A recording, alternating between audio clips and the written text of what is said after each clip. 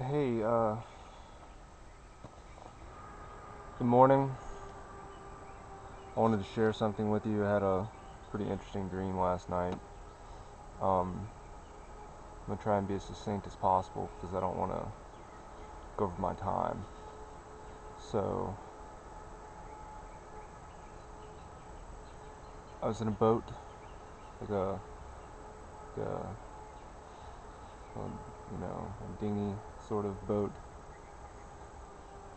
with oars and a sail. The sail never seemed to be doing much, and I was going down a fjord in the dark, and it was foggy, and I couldn't see anything. And I was trying to find land, and of course I couldn't find land because there was fog. I couldn't see anything. And how the dream began. So after a while of just looking for land, I heard, the sound of water on shore, and I started to like steer myself towards it. And I'm in a little boat, like no bigger than I can basically sit in, like the size of a John boat, like a fishing boat. And so my first encounter with the shore, of course I can't see anything because of the fog. The fog is so thick, and it's dark outside. And the closer I got to shore, I wasn't able to clearly see it, just to make out a line, like a dark line. And I heard voices, not coming from the shore. I assumed they were from the shore, but they were all around me. And they said, they were saying Happy Easter. And of course this confused me, and I became frightened because I was thinking to myself, it's October, it's not, it's nowhere near Easter. And I thought to myself, these must be spirits, and this must be a trick or something. So I became afraid, and started to steer away from the shore again to try and find a different place to land, somewhere that would be safe, you know. Uh,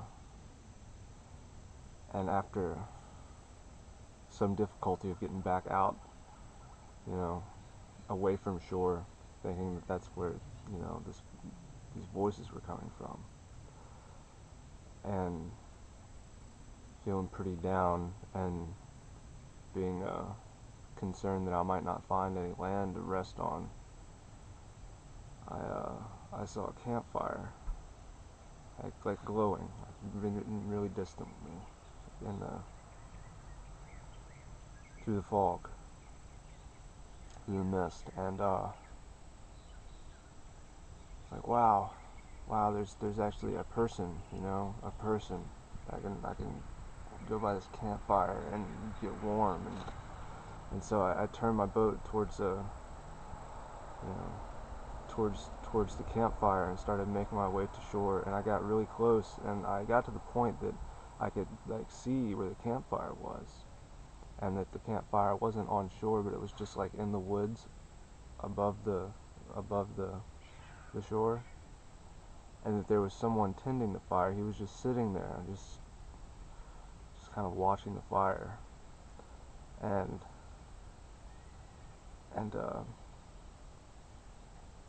of course he heard me. Like I'm still a good distance away, so he couldn't see me, but he heard me, and he kind of like pricked his ears up. And of course I say that because I noticed that it wasn't like he was a man, but he had the head of a tiger, and I could see that from like the glow of the campfire and the silhouette of his his bust, like from here up. And of course I became frightened at that this is, it wasn't someone I could relate to at all. There's something unknown to me, and again I became afraid, and I I tried to get away from it, what I was afraid of. And of course, in the process of trying to get the boat back out away from the shore, he and my boat tipped over, and I lost pretty much everything in the boat, except for my hammock, which is my shelter. Shelter is the key word there. I lost everything but my shelter. And of course, that happened. That happened a second time, the boat flipping. And both times I was like under the water, like going down, and I happened to be, I happened to be able to swim back up to the surface and right the boat. Of course, the boat, which I had noticed at some point was taking on water the whole time, slowly, but steadily. Looked down at some point and realized, why am I just sitting in a bunch of water? And I was, cold and having to deal with that. And I just had this, the apprehension and concern of not being able to find a safe place to land, not being able to find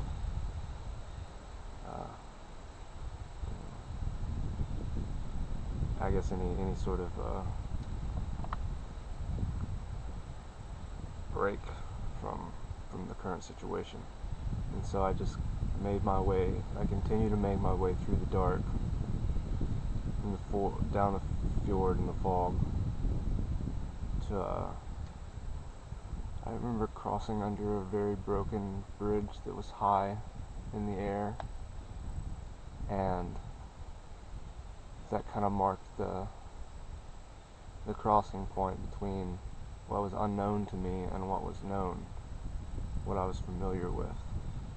And of course, not long after that, I saw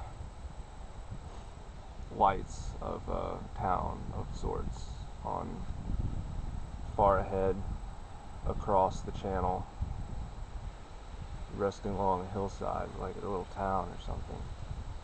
And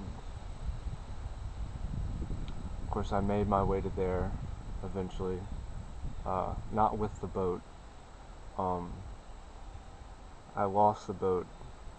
It flipped in the surf.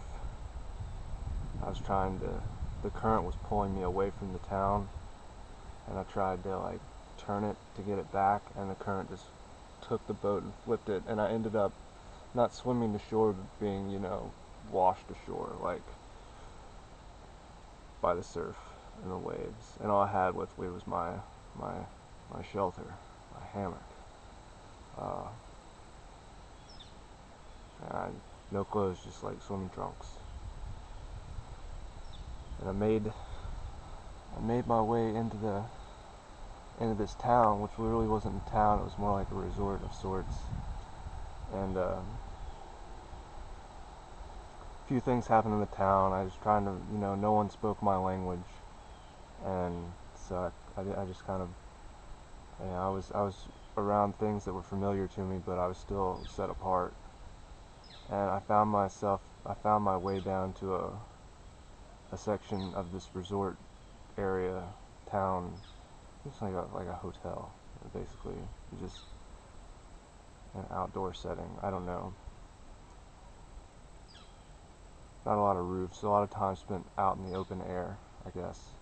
And I made my way down to a spot where there were people that were, spoke my language. It's my mind that labeled them as, Americans, which doesn't really matter.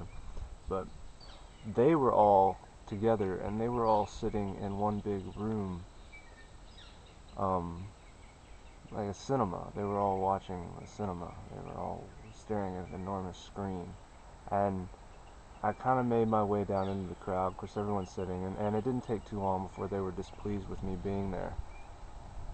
And somebody notified security, and the people that, I had, you know, made my way through to get to this area. Yeah, you know, the security escorted me out. And of course, I told them what had happened to me. And they're like, oh, we understand. That's all right. And they're like, well, let's get you all cleaned up. We know about the man with the tiger's head. We've been trying to, you know, connect with him. And uh, eventually, you know, flash forward, we're back out. How many times, man? We're back out, and I'm gonna pause this and continue real quick.